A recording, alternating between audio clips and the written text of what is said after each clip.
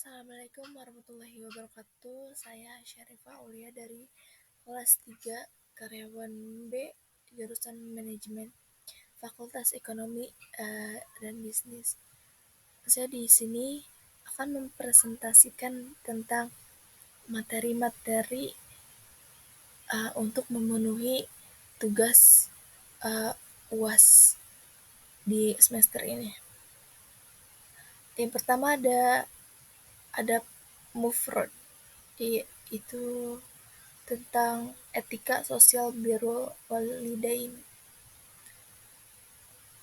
Definisi birrul walidain adalah kewajiban bagi anak untuk menunjukkan akhlak yang mulia kepada orang tua, seperti menuruti perintahnya selama masih dalam ranah baik dan tidak menyimpang, kemudian tidak menyia-nyiakan keberadaannya, serta mendoakan mereka berbakti dan berbuat baik kepada orang tua mengandung makna mengasihi, menyayangi, mendoakan, taat dan patuh terhadap apa yang mereka perintahkan, melakukan hal-hal yang mereka sukai dan meninggalkan hal-hal yang tidak mereka sukai, yang semuanya itu disebut birrul walidain. Birrul walidain, berbakti kepada orang tua, memiliki kedudukan yang tinggi dan termasuk amalan yang kedudukan paling tinggi. Tidak ada petunjuk yang lebih gampang mengenai pentingnya berbakti dan berbuat baik kepada kedua orang tua. Birrul walidain merupakan suatu ajaran agama. Seorang anak selalu berbuat baik kepada ibu bapaknya, tidak mengeluarkan kata-kata yang dapat menyakiti hatinya mereka, meskipun kata-kata itu hanya apalagi menghardiknya. Kemudian Imam Hasan al-Basri radhiyallahu anhu yang dikutip oleh Majdi Fathi Sayyid berkata, berbaktilah kepada orang tua adalah engkau menaati segala apa yang mereka perintahkan kepadamu selama perintah itu bukan maksiat kepada Allah. Islam memposisikan orang tua pada posisi yang sangat terhormat dan mulia. Allah sering menyandingkan perintah ibadah kepadanya dengan perintah berbuat baik kepada orang tua. Allah juga mengkaitkan rasa syukur kepadanya yang merupakan sumber nikmat, kebaikan, karunia, dan anugerah dengan syukur kepada orang tua.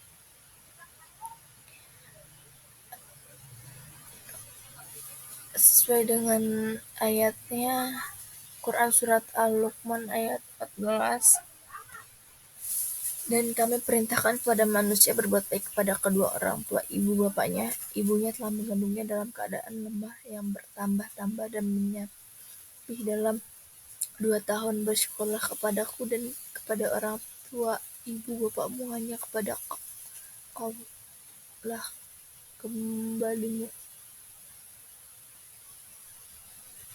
Birrul walidain merupakan suatu yang sangat agung karena lahir dari hubungan yang sangat erat dan dari nilai-nilai kemanusiaan yang sangat tinggi, yakni ikatan antara anak dan orang tuanya. Namun demikian, ia tetap berada di bawah hubungan akidah.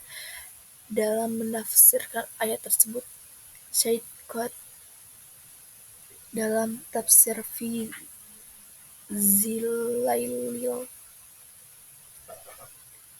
Quran mengungkapkan bahwa berbuat baik kepada kedua orang tua adalah sebuah kewajiban dari Allah yang merupakan keputusannya.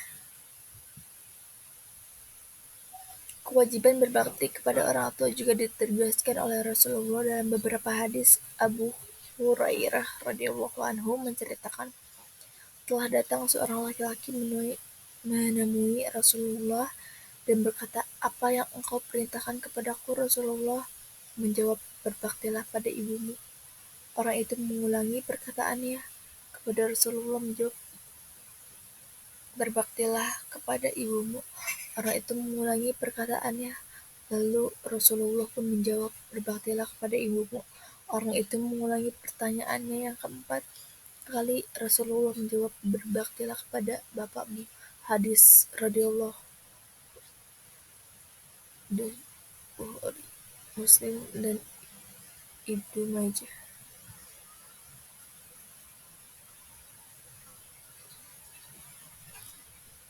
Perintah berbuat baik kepada kedua orang tua bukan hanya diisyaratkan kepada umat Nabi, namun syariat ini juga diwajibkan kepada umat-umat sebelum kita.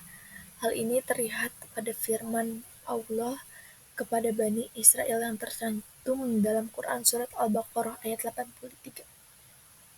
Dan ingatlah ketika kami mengambil janji dari Bani Israel, yaitu janganlah kamu menyembah selain Allah dan berbuat baiklah kepada ibu bapakmu, kerabat, anak-anak yatim, dan orang-orang miskin, serta ucapkan kata-kata yang baik kepada manusia, dirikanlah sholat dan tunaikan zakat.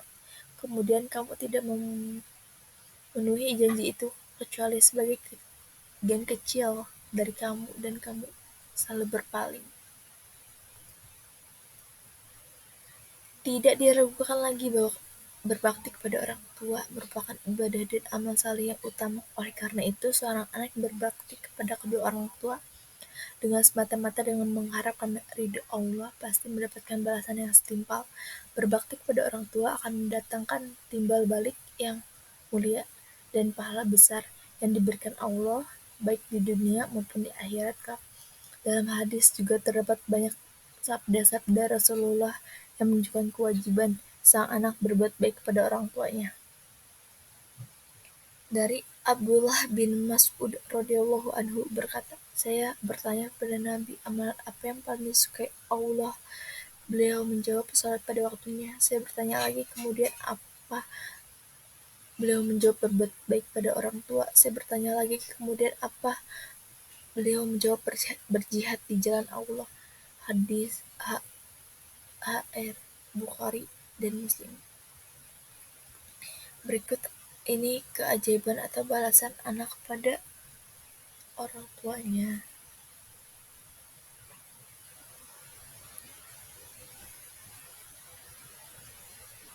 Birrul walidain secara naluriah dimiliki oleh setiap manusia, terutama terhadap orang tua. Namun, hal tersebut akan menjadi rapuh dan rawan tanpa adanya dalil-dalil agama yang menguatkan, baik dari Al-Quran maupun hadis. Dalil agama sangat diperlukan agar seorang anak memahami agama Islam secara sempurna dan terhindar dari sifat durhaka. Adapun pada pembahasan ini, akan dikemukakan ayat-ayat yang menjelaskan tentang birrul walidain baik dengan menggunakan lafaz birrul atau lafaz lainnya dengan tujuan birrul walidain. Di sini saya mencoba mengklarifikasi ayat-ayat tersebut serta mengemukakan penafsiran kedua dua munafsir.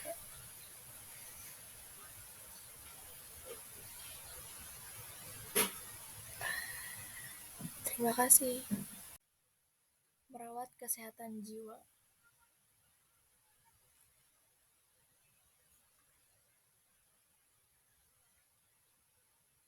Merawat kesehatan jiwa atau mental adalah hal yang sangat penting terutama di era modern ini yang penuh dengan tekanan dan ekspektasi. Kesehatan jiwa atau kesehatan mental adalah keadaan individu sejahtera menyadari potensi yang dimiliki, mampu menanggulangi tekanan hidup normal, bekerja secara produktif, serta mampu memberikan kontribusi bagi lingkungan. Kesehatan jiwa mencakup aspek-aspek fisik, psikologis, dan sosial. Menurut Kementerian Kesehatan Republik Indonesia, kesehatan jiwa yang baik adalah kondisi ketika batin berada dalam keadaan tentram dan tenang, sehingga memungkinkan individu untuk menikmati kehidupan sehari-hari dan menghargai orang sekitar. Kesehatan jiwa dapat didefinisikan sebagai ranah yang mengurus, mengelola, dan sebagainya, suatu kondisi yang kemungkinan perkembangan fisik, intelektual, dan emosional menjadi lebih optimal, keadaan yang memungkinkan individu menjadi sejalan dan selaras dengan keadaan orang lain. Menurut WHO (World Health Organization), kesehatan mental adalah suatu kondisi kesejahteraan di mana seorang menyadari kemampuan sendiri dan dapat mengatasi tekanan hidup dengan normal, dapat bekerja secara produktif, dan mampu memberikan kontribusi kepada komunitasnya. Merawat kesehatan jiwa dalam Islam melibatkan berbagai aspek, termasuk spiritual, mental, dan fisik berikut. adalah beberapa cara yang diajarkan dalam Islam untuk merawat kesehatan jiwa. Yang pertama, akidah tauhid. Yang kedua, membaca Al-Quran. Yang ketiga, berpuasa. Yang keempat, berbuat baik. Yang kelima, tawakal. Yang keenam, memanfaatkan diri sendiri dan orang lain. Memaafkan diri sendiri dan orang lain. Yang ketujuh, mengingatkan kehidupan akhirat. Kesehatan jiwa sangat penting dalam Islam dan merupakan syarat sah dalam beribadah. Merawat kesehatan jiwa dalam Islam melibatkan berbagai aspek, termasuk spiritual, mental, dan fisik. Berikut beberapa cara yang diajarkan dalam Islam merawat kesehatan jiwa. Yang pertama, mengontrol nafsu, membina kejiwaan, pendidikan, akhlak, memahami, mengamalkan kandungan Al-Quran, pendidikan, dan pengajaran berdasarkan tingkatan. Maksudnya, cara-cara menjaga kesehatan mental dari perspektif Islam dapat menjadi terapi bagi mereka yang menderita gangguan kesehatan mental dan mereka yang memiliki sifat pemarah. Sholat, zakat, dan sedekah, puasa, haji, kesabaran, istighfar, dan taubat, zikir. Semua ini bagian penting dari praktik kehidupan sehari-hari dalam Islam dan berkontribusi pada kesehatan jiwa. Gangguan kesehatan mental menurut Islam dapat terjadi karena berbagai faktor baik internal maupun eksternal. Faktor internal, sifat atau keturunan, kurang memiliki rasa percaya diri, kurang memahami diri, perasaan tidak nyaman atau inadequate. Terus ada perasaan tidak aman atau insecure. Terus ada faktor eksternal, lingkungan seperti keluarga, sosial, budaya, agama, cedera pada kepala, kekerasan dalam rumah tangga atau bentuk pelecehan lainnya, ada riwayat kekerasan saat kanak-kanak, memiliki kelainan senyawa kimia otak atau gangguan pada otak. Dapat mengatasi gangguan kesehatan mental, Islam menekankan pentingnya pendekatan agama seperti mendekatkan diri kepada Allah dan memahami serta mengamalkan ajaran Al-Quran. Al-Quran memberikan banyak petunjuk tentang pentingnya menjaga kesehatan jiwa. Berikut adalah beberapa ayat yang menyoroti isu kesehatan mental dalam Islam. Yang pertama dari Quran Surat Al-Anbiya ayat 90. Ayat ini menjelaskan tentang Allah telah memperkenankan doa Nabi Zakaria dan mengkaruniainya kepadanya seorang putra bernama Yahya, dan menjadi nabi juga. Di zaman sekarang, cemas merupakan salah satu isu dalam kesehatan mental. Dalam ayat di atas diceritakan bahwa kecemasan Zakaria itu diserahkan kepada Allah dengan terus khusyuk serta tawadu. Itulah yang menyebabkan Zakaria mendapatkan jawaban dan karunia atas kondisinya saat itu. Quran Surat Al-Isra ayat 76. Ayat ini menjelaskan bagaimana Nabi Muhammad merasa gelisah dan hampir terpaksa meninggalkan Mekah. Gelisah atau kecemasan adalah bagian dari kesehatan mental. Dan ayat ini menunjukkan bagaimana Nabi Muhammad menghadapi situasi tersebut. Yang ketiga ada Quran Surat Ar-Ra'd ayat 28. Ayat ini menegaskan bahwa menyadari keberadaan Allah dan mengingatnya secara terus-menerus akan memberikan ketenangan hati dan pikiran. Dalam Islam, menjaga kesehatan mental juga merupakan bagian yang penting dalam menjalankan agama yang sejati. Al-Quran dan hadis memberikan panduan dan dalil yang jelas tentang pentingnya menjaga kesehatan mental. Kesimpulannya, menjaga kesehatan jiwa dalam Islam adalah suatu keharusan yang merupakan bagian integral dari ibadah. Islam memberikan panduan yang jelas tentang pentingnya menjaga kesehatan mental yang mencakup aspek fisik, emosi, sosial, dan spiritual.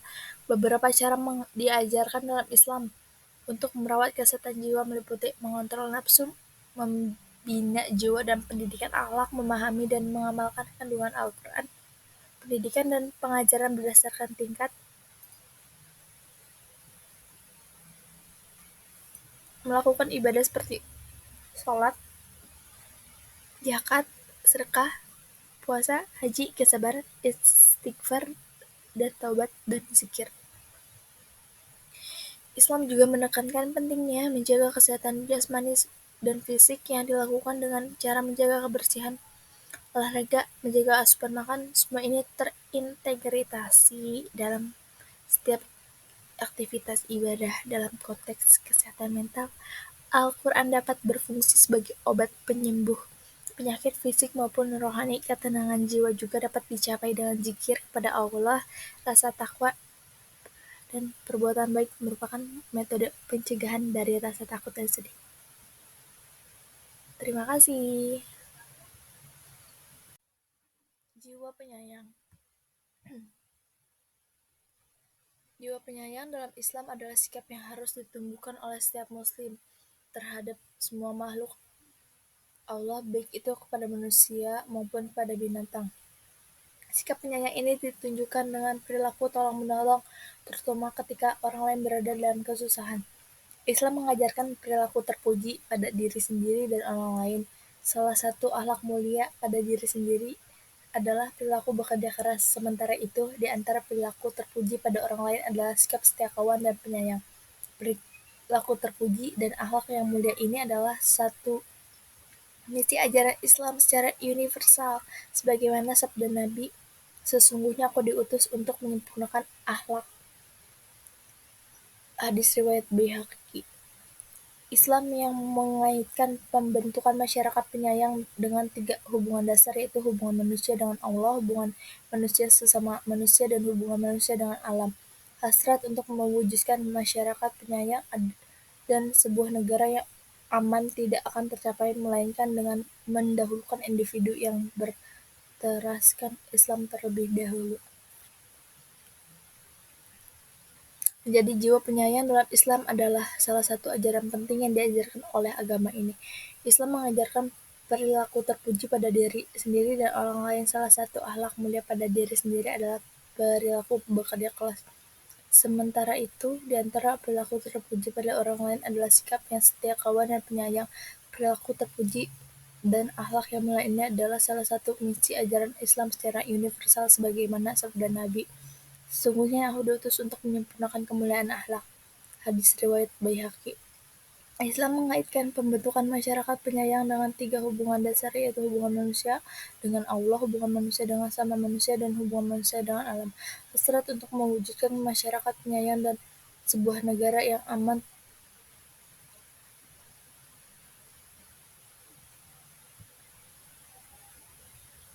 berikut sikap yang termasuk dalam jiwa penyayang. Bekerja keras, perilaku setia kawan, sikap penyayang, menjaga silaturahmi, berbuat baik kepada anak perempuan, menumpukan perasaan cinta, menjadi seorang al-afu atau pemaaf. Kesimpulannya, jiwa penyayang adalah salah satu ajaran utama dalam Islam yang ditekankan baik dalam Al-Quran maupun dalam perilaku Nabi. Berikut adalah kesimpulan dari materi jiwa penyayang. Yang pertama ada definisi. Jiwa penyayang dalam Islam adalah sikap yang harus ditumbuhkan oleh setiap muslim kepada sesama makhluk Allah. Akhlak penyayang. Akhlak penyayang mencakup bekerja keras, perilaku setia kawan, sikap penyayang, menjaga silaturahmi, dan berbuat baik kepada anak perempuan. Ajaran Nabi dan Al-Quran. Nabi Muhammad dan Al-Quran menekankan pentingnya akhlak jiwa penyayang, misalnya dalam Quran surat Al-Qalam ayat 8, surat 4 disebutkan bahwa Nabi Muhammad berada di atas akhlak yang agung. Dalam Al-Quran disebutkan bahwa Nabi Muhammad serta di surat At-Taubah ayat 108 disebutkan bahwa Nabi Muhammad sangat menginginkan kebaikan untuk umat manusia dan amat tinggi belas kasihannya serta penyayang terhadap orang-orang mukmin. Penerapan dalam kehidupan sehari-hari.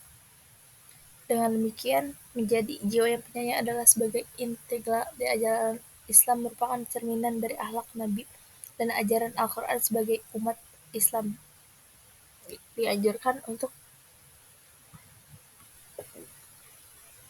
meneladani akhlak ini dalam interaksi kita sehari-hari.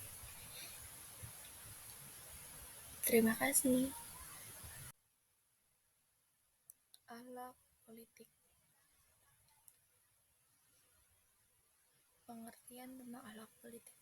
Secara bahasa, kata akhlak berasal dari kata Arab yang sudah diindonesiakan. Ia merupakan akhlak jamak dari khuluqun yang berarti perangkat tabiat, adat, dan sebagainya. Kata akhlak ini merupakan akar kata yang sama dengan kata khalik yang bermakna pencipta atau kata makhluk yang artinya ciptaan yang diciptakan dari kata khalaqo yang menciptakan. Dengan demikian kata khuluq dan akhlak yang mengacu pada makna penciptaan. Segala yang ada selain Tuhan yang termasuk di dalamnya kejadian manusia. Sedangkan pengertian akhlak menurut istilah adalah kehendak jiwa manusia yang menimbulkan suatu perbuatan dengan mudah karena kebiasaan tanpa memerlukan pertimbangan pikiran terlebih dahulu. Akhlak politik. Akhlak mulia menuntun secara berpolitik sehingga politik yang dijalankan bertujuan untuk menciptakan kebaikan bersama, mempererat persatuan, memperkuat kesatuan umat dan sejenisnya. Untuk mewujudkan harapan-harapan seperti itu memerlukan kehadiran orang-orang baik, bukan orang yang menampak-nampakkan kebaikan sesaat menjelang pemilihan umum. Apabila telah diingatkan bahwa bila orang-orang baik tidak diberikan kesempatan untuk terjun dalam dunia politik, maka akan masuk orang-orang buruk untuk mengelola negara ini dan mengeluarkan kebijakan yang menguntungkan mereka. Karena itu kita perlu hati-hati dalam memilih orang-orang baik, termasuk bagian dari akhlak mulia. Ramainya perdebatan politik di ruang publik yang menggunakan perspektif agama telah menjadi bentuk euforia politik akhir-akhir ini. Fakta ini sejatinya karena dipengaruhi oleh akhlak dan moral serta etika dalam berpolitik yang tidak terkendali, tergesa-gesa, dan terkesan emosional. Padahal dalam politik praktis yang bertujuan mendongkrak popularitas untuk elektabilitas kandidat, seharusnya dibangun citra positif yang santun dan berkeadaban. Seorang muslim yang ingin berjuang untuk menjadi pemimpin politik, entah itu wali kota, bupati, gubernur, bahkan presiden sekalipun, baik melalui wadah partai politik ataupun non-partai, tentu dituntut untuk mampu menampilkan citra sebagai sosok muslim sejati, atau bahkan sudah memiliki modal sosial sebagai sosok muslim sejati, yang dipersaksikan oleh jemaah dimanapun dia hidup dan masyarakat. Islam tidak mengenal jargon politik, menghalalkan segala cara untuk meraih kemenangan. Berpolitik dalam Islam adalah bekerja dalam jalan dakwah. Islam tidak mengajarkan ketika kita ingin mempromosikan kandidat dengan cara melakukan pelecehan kepada kandidat lain, menjelek atau bahkan mencaci maki dan menjelekkan, bahwa Allah telah berfirman di dalam Al-Quran yang intinya mewajibkan manusia untuk selalu menggunakan cara yang baik dalam berdakwah. Seluruh manusia kepada jalan Tuhanmu dengan hikmah dan pelajaran yang baik dan bantahlah mereka dengan cara yang baik. Quran Surat An-Nahl ayat 125. Hadis Nabi SAW, siapa yang menunjukkan pada kebaikan maka baginya mendapatkan pahala seperti orang yang melakukan kebaikan tersebut. Hadis riwayat Muslim. Kemudian ada arogansi atau kesombongan disebabkan karena banyaknya pengikut atau kelebihan lainnya. Allah Subhanahu wa Ta'ala berfirman, dan janganlah kamu menjadi seperti orang-orang yang keluar dari kampungnya dengan rasa angkuh dan dengan maksud ria kepada manusia, serta menghalangi orang dari jalan Allah, dan ilmu Allah meliputi apa yang mereka kerjakan. Quran Surat Al-Anfal ayat 47. Jangan sampai euforia berpolitik itu melupakan seorang muslim pada kewajiban asasinya, yaitu menjadi seorang muslim yang baik, berdakwah, dan mengajak kepada agama Allah.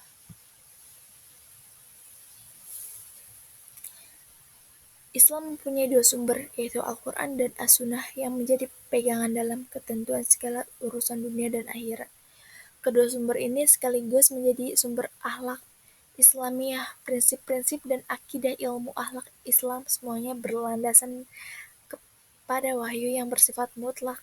Dengan kata lain, akhlak ialah suatu sistem yang menilai perbuatan zahir dan batin manusia, baik secara individual maupun sosial, dalam berinteraksi dalam kitabnya, Tahzib al-Akhlaq Ibn Miskawayh membahas etika secara sistematis ke dalam beberapa tema sentral yakni jiwa, kebaikan dan kebahagiaan, keadilan, cinta dan persahabatan, serta penyakit dan pengorbanan jiwa. Pengobatan jiwa. Pembahasan ini dimaksud untuk pendidikan dan pengajaran tentang potensi jiwa manusia.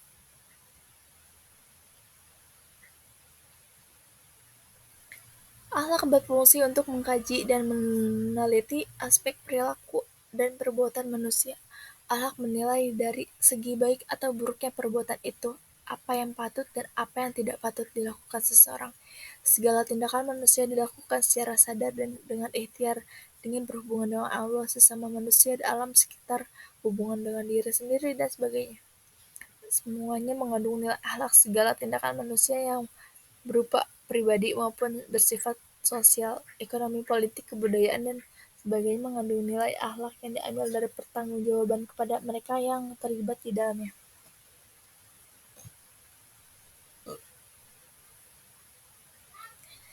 Kesimpulannya, interpretasi yang bersifat deduktif dari nas Al-Quran dan Sunnah Rasul menjadi suatu yang niscaya. Demikian pula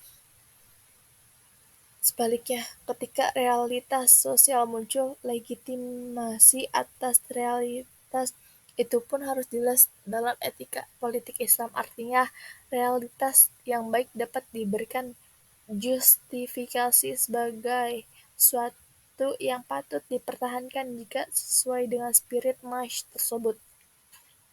Meskipun hasil aktualisasinya tidak memiliki nilai indoktrinasi. Oleh karena itu, epistemologi akhlak tidak terlepas dari metode-metode pemahaman atas ajaran istinbat, istidlal, dan ijtihad, terutama dalam konteks penerapan etika politik. Hampir seluruh jalur pengambilan keputusan dalam syariat Islam dalam diperlakukan secara profesional. Dengan demikian, etika berpolitik bertolak dari masalah-masalah di bidang politik yang memerlukan penanganan etis. Etika politik tidak dimulai dari ruang kosong. Realitas politik selalu merupakan bidang yang dipertanyakan dan diperebutkan secara ideologis. Metode etika politik atas dasar realitas ini dikenal dengan metode kritis negatif. Kritis karena tidak memulai dari pendapat sendiri tetapi berangkat dari teori-teori atau paham-paham yang relevan. Kemudian diperiksa secara kritis dengan cara memisahkan unsur-unsur yang dinilai tepat di antara yang tidak tepat. Negatif karena tidak dimulai dengan penerapan prinsip-prinsip tertentu, melainkan membongkar pandangan-pandangan moral politik yang ada, membuang yang tidak tahan uji, tetapi mempertahankan apa yang semestinya sebagai prinsip. Terima kasih. Di sini saya akan mempresentasikan uh, sebuah judul, yaitu akhlak pada tetangga. Akhlak pada tetangga dalam Islam sangat ditekankan dan menjadi bagian penting dari ajaran agama ini. Beberapa poin penting tentang akhlak kepada tetangga menurut Islam. Yang pertama, batasan tetangga. Menurut para ulama, batasan tetangga ini beragam, mulai dari orang-orang yang sholat subuh bersama, 40 rumah dari setiap sisi, hingga 40 rumah di sekitar, 10 rumah dari tiap sisi. Namun, semua riwayat tersebut dibangun atas riwayat-riwayat yang lemah.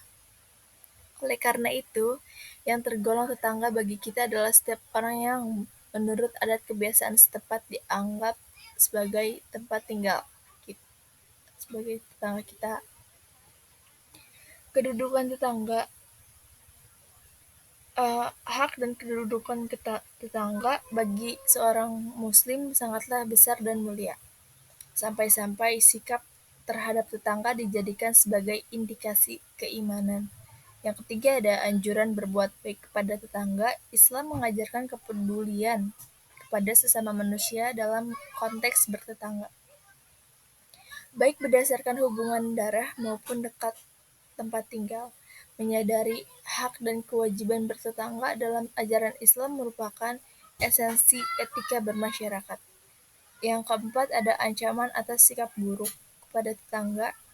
Rasulullah Shallallahu Alaihi Wasallam bersabda, demi Allah tidak sempurna imannya, demi Allah tidak sempurna imannya, demi Allah tidak sempurna imannya. Barang siapa yang beriman kepada Allah dan hari kiamat, hendaknya ia memuliakan tetangganya. Hadis riwayat Bukhari. Yang kelima ada bentuk-bentuk perbuatan baik kepada tetangga. Beberapa bentuk perbuatan baik kepada tetangga antara lain memelihara hak tetangga, tidak menghalangi bangunan tetangga, bersifat baik, menjenguk ketika sakit, dan memberikan makanan kepada tetangga yang fakir. Yang keenam ada jika bertetangga dengan non-muslim. Islam adalah agama yang rahmat, yang penuh kasih sayang, dan hidup rukun dalam bertetangga adalah moral yang sangat ditekankan dalam Islam. Dengan demikian, Islam sangat menekankan pentingnya menjaga hubungan baik dengan tetangga dan berbuat baik kepada manusia. Akhlak bertetangga adalah bagian penting dari ajaran Islam dan Nabi Muhammad Shallallahu Alaihi Wasallam. Berikut adalah beberapa ajaran akhlak bertetangga dari Nabi Shallallahu Alaihi Wasallam. Yang pertama, memuliakan tetangga. Rasulullah Shallallahu Alaihi Wasallam bersabda, barang siapa yang beriman kepada Allah dan hari akhir, hendaknya ia memuliakan tetangganya. Hadis riwayat Bukhari. Yang kedua, jangan menyakiti tetangga. Yang ketiga ada berbuat baik kepada tetangga. Rasulullah Shallallahu Alaihi Wasallam bersabda, Jibril selalu berpesan kepadaku supaya baik kepada tetangga, sehingga saya kira kemungkinan itu akan diberi hak waris. Yang keempat ada bentuk-bentuk perbuatan baik kepada tetangga. Beberapa bentuk perbuatan baik pada tetangga antara lain memelihara hak tetangga, tidak menghalangi bangunan tetangga, bersikap baik, menjenguk ketika sakit, dan memberi makan kepada tetangga yang fakir. Yang kelima, jika bertetangga dengan muslim, hendaknya tetap bersikap baik. Terus di sini ada akhlak bertetangga. Seorang muslim diharuskan untuk menghormati tetangganya dan tidak menyakiti mereka baik secara fisik maupun emosional. Terus menjaga hubungan yang baik, seorang muslim diharuskan untuk menjaga hubungan baik dengan tetangganya. Ini mencakup menjaga komunikasi yang baik dan menghindari konflik. Dan penting untuk diingatkan bahwa akhlak bertetangga ini bukan hanya tentang bagaimana kita berinteraksi dengan tetangga kita, tetapi juga bagaimana kita memperlakukan mereka sebagai bagian dari komunitas kita. Akhlak bertetangga dalam Al-Quran sangat ditekankan dan menjadi bagian penting dari ajaran Islam. Berikut adalah beberapa ayat Al-Quran yang menunjukkan pentingnya akhlak bertetangga. Surat An-Nisa, beribadahlah kepada Allah dan janganlah kamu mempersekutukan dengan sesuatu apapun, dan berbuat baiklah kepada dua orang ibu bapak, karib kerabat, anak-anak yatim, orang-orang miskin, tetangga yang dekat, dan tetangga yang jauh. Ayat ini menekankan pentingnya berbuat baik kepada tetangga, baik yang dekat maupun yang jauh. Yang kedua ada hadis Nabi, Jibril selalu berpesan kepadaku supaya baik dengan tetangga, sehingga saya kira kemungkinan itu akan diberi hak waris. Hadis ini menunjukkan betapa pentingnya hubungan baik dengan tetangga. Yang ketiga, ada hadis Nabi juga yang isinya, janganlah salah seorang di antara kalian melarang tetangganya menancapkan kayu di dinding temboknya. Hadis riwayat Bukhari. Hadis ini menunjukkan pentingnya menghormati hak tetangga. Yang keempat ada hadis Nabi Muhammad lagi yang isinya, barang siapa yang beriman kepada Allah dan hari kiamat, hendaknya ia memuliakan tetangganya. Hadis riwayat Bukhari. Hadis ini menunjukkan bahwa sikap tetangga dijadikan sebagai indikator keimanan. Dengan demikian, Islam menekankan pentingnya hubungan baik dengan tetangga dan berbuat baik kepada siapapun. Kesimpulannya, Akhlak bertetangga dalam Islam adalah sifat dan perilaku yang ditunjukkan oleh seorang muslim terhadap tetangganya yang mencakup berbagai aspek seperti menghormati tetangga, berbuat baik kepada tetangga, menjaga hubungan yang baik, dan tidak menyakiti tetangga.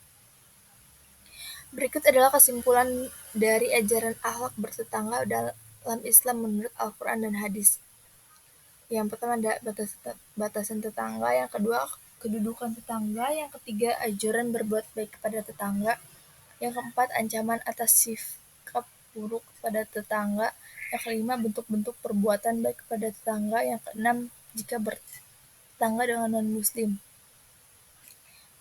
Tetap berbuat baik. Dengan demikian, Islam sangat menekankan pentingnya menjaga hubungan baik dengan tetangga dan berbuat baik kepada mereka. Ini adalah bagian integral dari ajaran Islam dan merupakan cerminan dari akhlak Nabi Muhammad SAW dan ajaran Al-Qur'annya. Terima kasih. Terapi subhat dan sahwat. Pengertian subhat dan sahwat. Dalam Islam, istilah subhat dan sahwat memiliki makna yang berbeda. Yang pertama ada subhat. Subhat memiliki makna samar-samar atau menaruh keraguan-raguan.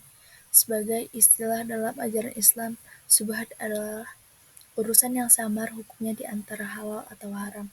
Jika halal sudah jelas tentang hal-hal yang diperbolehkan dan haram untuk urusan yang dilarang, maka subhat berada di antara dua hukum ini. Dalam buku Ensiklopedia Hukum Islam tahun 1996 dituliskan bahwa subhat adalah suatu hal yang ketentuan hukumnya tidak diketahui dengan pasti apakah dihalalkan atau diharamkan.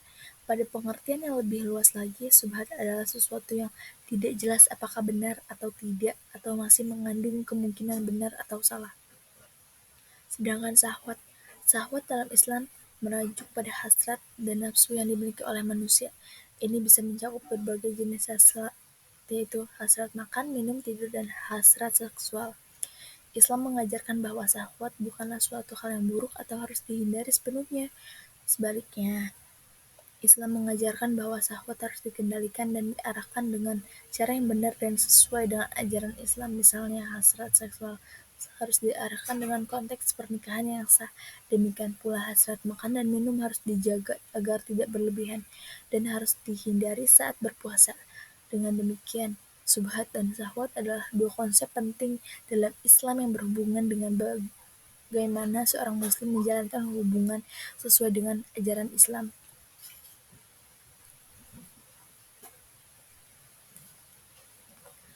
Subhat dalam Islam merujuk pada perkara-perkara yang samar dan tidak jelas hukumnya apakah halal atau haram. Berikut adalah beberapa contoh yang termasuk kategori subhat. Yang pertama, sesuatu yang diketahui manusia sebagai barang haram, tetapi diragukan status haramnya masih berlaku atau tidak. Misalnya, buah hasil curian termasuk makanan haram, lalu buah ini tercampur dengan sekeranjang buah halal lainnya. Dalam hal ini, makanan haram yang bercampur dengan makanan halal, serta tidak dibedakan buah mana yang hasil curian atau haram dan buah yang halal, maka ia tergolong perkara subhat. Yang kedua, sesuatu yang halal tetapi diragukan keharamannya. Biasanya hal ini hukumnya mubah kecuali jika sudah diketahui keharamannya. Yang ketiga, sesuatu yang diragukan apakah halal atau haram dan keduanya kemungkinan sama-sama kuat, terlebih tidak ada petunjuk yang menguatkan antara keduanya. Yang keempat, subhat terkait dengan sang dai, subjek dakwah atau juru dakwah. Yang kelima, subhat terkait dengan tema dakwah, manhaj atau caranya. Yang keenam, subhat terkait dengan mad'u, objek dakwah. Jika seorang muslim tidak mengetahui dengan jelas status suatu perkara apakah boleh atau tidak dalam Islam, maka sebaiknya ia bersikap wara atau meninggalkan perkara subhat tersebut, menjaga diri dari perkara yang samar setelah Status halal atau haramnya adalah bagian dari kesempurnaan takwa di sisi Allah. Menghindari syubhat dalam Islam dapat dilakukan dengan beberapa cara. Yang pertama, mempelajari ilmu agama, mencari nasihat dari ulama, menghindari hal yang mencurigakan. Eh, Jika kita merasa tidak yakin tentang suatu perkara, lebih baik untuk menghindarinya. Yang keempat, ada bertanya pada ahlinya. Yang kelima, ada mengendalikan syahwat. Syubhat dan syahwat sangat mudah tersebar di zaman ini, terlebih melalui sosial media dan internet. Terlebih syahwat hal ini memang menjadi tabiat manusia.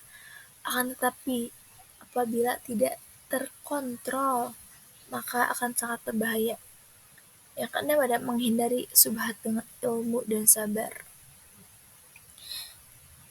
Ingatlah bahwa dalam hadis Nabi, beliau bersabda, "Sesungguhnya di antara yang aku takutkan atas kamu adalah syahwat mengikuti hawa nafsu pada perut kamu dan pada kemaluan kamu, serta fitnah-fitnah yang menyesatkan atau syubhat." H.R. Ahmad. Oleh karena itu, sangat penting bagi kita untuk selalu berusaha menghindari syubhat dalam keadaan kehidupan sehari-hari. Kemudian ada menghindari syahwat dalam Islam dapat dilakukan dengan beberapa cara seperti berikut. Yang pertama, ada puasa, berdoa, istighfar, menjaga pandangan, berkumpul dengan orang-orang soleh, memperbanyak baca Al-Quran. Oleh karena itu, penting bagi kita untuk selalu berusaha menghindari syahwat dari kehidupan sehari-hari. Nah, dalam Islam, terapi untuk mengatasi syubhat atau keraguan atau kesamar-samaran dalam hukum agama dan syahwat hukum nafsu atau hasrat melibatkan beberapa langkah spiritual dan praktis.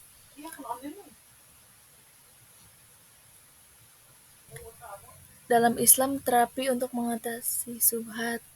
Yang pertama, mempelajari ilmu agama. Memahami hukum-hukum dalam Islam dapat membantu kita mengetahui apa yang halal dan haram, dan demikian dapat menghindari perkara-perkara yang samar atau syubhat.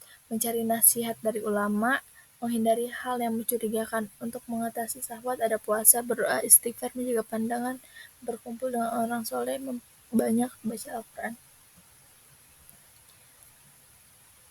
Kesimpulannya, syubhat dan syahwat adalah dua konsep penting dalam Islam yang berhubungan dengan bagaimana seorang muslim menjalani hidupnya sesuai dengan ajaran Islam. Syubhat merujuk pada perkara-perkara yang samar atau tidak jelas hukumnya, apakah halal atau haram. Untuk menghindari syubhat, seorang muslim disarankan untuk mempelajari ilmu agama, mencari nasihat dari ulama, dan menghindari hal-hal yang mencurigakan. Syahwat merujuk pada hasrat dan nafsu yang dimiliki oleh manusia. Islam mengajarkan bahwa syahwat bukanlah sesuatu yang buruk atau harus dihindari sepenuhnya. Sebaliknya, Islam mengajarkan bahwa syahwat harus dikendalikan dan diarahkan dengan cara yang benar dan sesuai dengan ajaran Islam. Misalnya, hasrat seksual harus diarahkan dalam konteks pernikahan yang sah, demikian pula hasrat makan minum harus dijaga agar tidak berlebihan. Dengan demikian, syubhat dan syahwat adalah dua konsep penting dalam Islam yang berhubungan dengan bagaimana seorang muslim menjalani hidupnya sesuai dengan ajaran masing-masing. Terima kasih.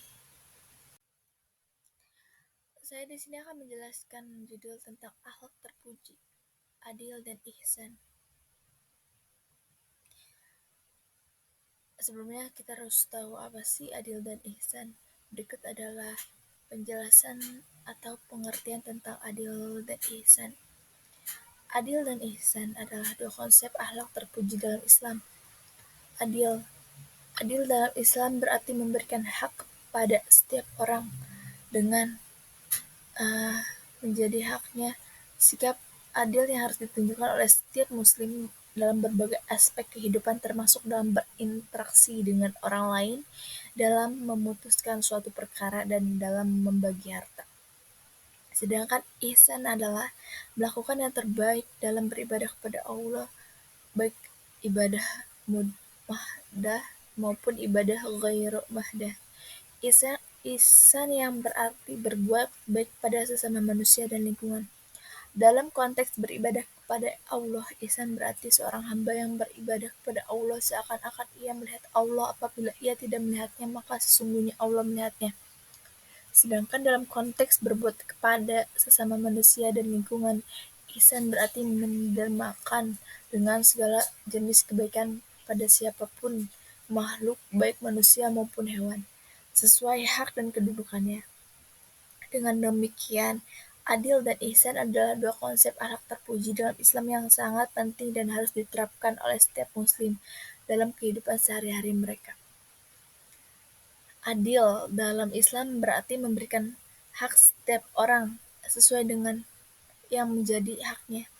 Adil dapat ditunjukkan dalam berbagai aspek kehidupan seperti: satu, adil kepada Allah. Umat Islam bersikap adil kepada Allah dengan menjadikannya satu-satunya zat yang disembah dan ditaati. Dua, adil kepada diri sendiri. Seseorang yang harus bersikap adil kepada dirinya sendiri. Yang ketiga, ada adil kepada makhluk lain dan lingkungan. Seorang muslim harus bersikap adil terhadap makhluk lain dan lingkungan. Yang keempat, ada adil kepada sesama. Adil juga berarti tidak memihak dan berpegang pada kebenaran. Dengan memiliki sikap adil, maka akan membantu memperkuat persatuan dan mencegah terjadinya perpecahan.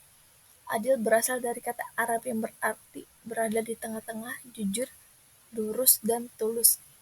Secara terminologis, adil bermakna suatu sikap yang bebas dari diskriminasi dan ketidakjujuran. Dengan demikian, orang yang adil adalah orang yang sesuai dengan standar hukum, baik hukum agama, hukum positif, maupun hukum sosial yang berlaku. Adil dalam Islam memberikan hak setiap orang sesuai dengan haknya.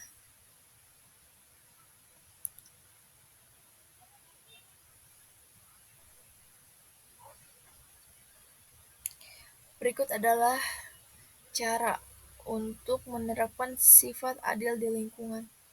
Yang pertama, menjaga keamanan lingkungan sebagai wujud rasa adil dan tanggung jawab sebagai warga. Kita dapat menjaga keamanan lingkungan. Yang kedua, menjadi perangkat masyarakat yang terbuka. Sikap adil harus dimiliki oleh peran masyarakat. Yang ketiga, menjaga kebersihan lingkungan tempat tinggal. Menjaga kebersihan lingkungan adalah salah satu cara menerapkan sifat adil, karena ini berdampak pada semua orang di lingkungan tersebut. Yang keempat, mengikuti kegiatan dan organisasi masyarakat.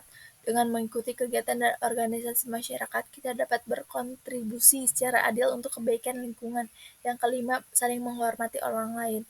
Menghormati orang lain adalah bagian penting dari sikap adil. Kita harus memperlakukan semua orang dengan hormat, tanpa memandang latar belakang sosial, ekonomi, dan politik. Memberikan bantuan kepada keluarga yang membutuhkan. Masalah keadilan seringkali dikaitkan dengan kesejahteraan merata. Jadi, jika ada anggota masyarakat yang hidup dengan kekurangan, maka sudah sepantasnya elemen masyarakat bekerja sama saling membantu untuk memberikan bantuan kepada mereka yang membutuhkan. Yang ketujuh, ada tidak berpihak kepada salah satu tim ketika bertanding. Ketika beberapa kelompok dari masyarakat mengadakan pertandingan seperti lomba futsal, voli, maka kita tidak harus memihak salah satu karena keduanya merupakan bagian dari masyarakat. Dengan menerapkan sikap adil ini, kita dapat membantu menciptakan lingkungan yang lebih adil dan harmonis. Sedangkan ihsan dalam Islam adalah melakukan yang terbaik dalam beribadah kepada Allah dan berbuat baik kepada sesama manusia dan lingkungan. Beberapa sikap ihsan dalam Islam: yang pertama, beribadah dengan ikhlas. Ihsan berarti beribadah kepada Allah seakan-akan melihatnya. Jika mampu, maka bayangkan Allah melihat perbuatan kita. Yang kedua, ada berbuat baik kepada sesama manusia. Ihsan juga berarti berbuat baik kepada sesama manusia. Ini bisa berupa membantu mereka ketika mereka membutuhkan, menjenguk mereka ketika sakit, dan bahkan memberikan makanan. berbuat baik kepada lingkungan. Ihsan juga mencakup berbuat baik kepada lingkungan seperti hubungan, menjaga kebersihan, menjaga keseimbangan sosial. Yang keempat, ada hubungan yang baik sesama manusia, keluarga, tetangga, dan teman. Yang kelima, ada menolong orang yang membutuhkan baik secara materi maupun emosional. Yang keenam, menjalankan pekerjaan atau kewajiban dengan penuh dedikasi atau kualitas terbaik. Melakukan ibadah dengan khusyuk dan tulus tanpa mengharapkan pujian dan imbalan dari manusia. Yang ketujuh, menjaga lingkungan dan alam sekitar dengan bertanggung jawab, menjauhi segala perbuatan yang merugikan dirinya, seperti maksiat dan kebiasaan buruk lainnya. Yang kesembilan, ada melakukan perbuatan baik dan memelihara kesehatan fisik dan mental. Yang kesepuluh, ada berusaha menjadi pribadi yang lebih baik setiap hari. Yang ke-11, ada berbuat baik kepada sesama tanpa memandang perbedaan agama, suku, ras, dan status sosial. Yang ke-12, ada membantu sesama manusia dalam segala hal yang dibutuhkan, baik dalam bentuk materi maupun moral. Dengan menerapkan sikap ihsan ini, kita dapat membantu menciptakan lingkungan yang lebih adil dan harmonis, serta menjalani hidup dengan penuh tanggung jawab, integritas, dan rasa cinta kepada Tuhan dan ciptaannya. Berikut beberapa cara untuk menerapkan sifat ihsan di lingkungan. Menjaga kebersihan lingkungan, menghargai makhluk hidup, seperti tidak menyakiti hewan, tumbuhan, dan menjaga keseimbangan ekosistem. Dan ketiga, adalah memanfaatkan sumber daya alam secara bijaksana. Maksudnya di sini adalah memanfaatkan sumber daya alam, mengurangi penggunaan energi yang tidak perlu, mendaur ulang barang yang bisa didaur ulang, dan memilih produk yang ramah lingkungan. Yang keempat, ada berpartisipasi dalam kegiatan lingkungan. Yang kelima, ada mendidik orang lain. Maksudnya adalah membantu mendidik orang lain tentang pentingnya menjaga lingkungan juga merupakan bentuk ihsan. Ini bisa berarti berbicara kepada teman dan keluarga tentang pentingnya menjaga lingkungan atau berbagai informasi tentang isu-isu lingkungan di media sosial. Dengan menerapkan sifat ihsan ini, kita dapat membantu menciptakan lingkungan yang lebih adil dan harmonis serta menjalani hidup dengan penuh tanggung jawab, integritas, dan rasa cinta kepada Tuhan dan ciptaannya. Ada beberapa cara untuk menerapkan sifat adil dan ihsan dalam kehidupan sehari-hari. Sikap adilnya menerapkan standar yang sama, mencegah keamanan, menjadi perangkat masyarakat yang terbuka, menjaga kebersihan tempat tinggal, mengikuti kegiatan dan organisasi masyarakat, saling menghormati orang lain, memberikan bantuan kepada keluarga yang membutuhkan, tidak berpihak pada salah satu tim atau orang ketika bertanding atau ada konflik ya. Terus ihsan, yang pertama adalah menjaga hubungan yang baik dengan sesama manusia. Yang kedua, menolong orang yang membutuhkan. Ketiga, menjalankan pekerjaan dan kewajiban dengan penuh dedikasi dan kualitas terbaik. Yang keempat, menjaga lingkungan dan alam sekitar dengan bertanggung jawab. Yang kelima, menjauhi segala perbuatan yang merugikan diri sendiri. Yang keenam, melakukan perbuatan baik dan memelihara kesehatan fisik dan mental. Yang ketujuh, berusaha menjadi pribadi yang lebih baik setiap hari. Yang kedelapan, berbuat baik kepada sesama tanpa memandang perbedaan agama, suku, ras, dan status sosial. Yang kesembilan, ada membantu sesama manusia dalam segala hal yang dibutuhkan, baik materi maupun moral. Jadi kesimpulannya adalah adil dan ihsan adalah dua konsep akhlak terpuji yang sangat penting yang harus diterapkan pada setiap muslim. Dengan menerapkan sifat adil dan ihsan ini, kita dapat membantu menciptakan lingkungan yang adil, harmonis, bertanggung jawab, integritas, dan rasa cinta kepada Tuhan.